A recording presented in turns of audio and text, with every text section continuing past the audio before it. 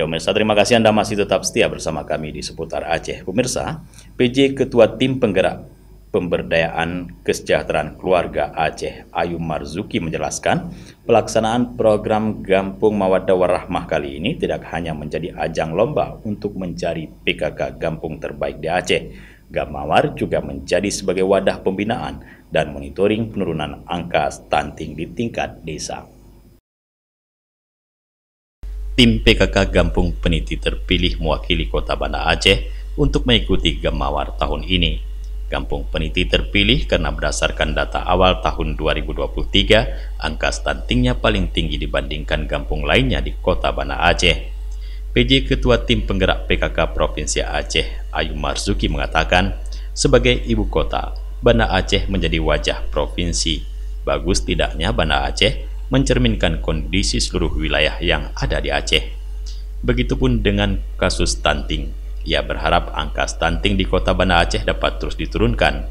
Ayu menegaskan, tim PKK Gampung memiliki hak anggaran dari alokasi dana desa untuk penanganan stunting. Oleh sebab itu, aparat desa harus menganggarkan dana untuk kegiatan PKK. Selain itu, istri PJ Gubernur Aceh tersebut juga mengingatkan seluruh pemangku kebijakan di Kota Banda Aceh hingga Gampung Peniti untuk tidak menyembunyikan data real stunting. Data yang akurat begitu penting agar program penanganan stunting menyasar seluruh balita yang menderita kondisi tersebut. Dalam kesempatan itu, Ayu juga menyerahkan bantuan pangan bergizi dari Dinas Pertanian dan Perkebunan Aceh dan Dinas Peternakan Aceh untuk Gampung Peniti.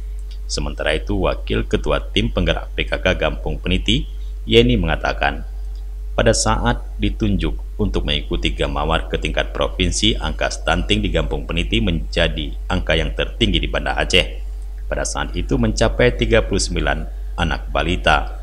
Yeni menyebutkan, dari angka 39 saat penunjukan, dan saat ini sudah turun menjadi 27 balita berdasarkan data bulan Agustus 2023.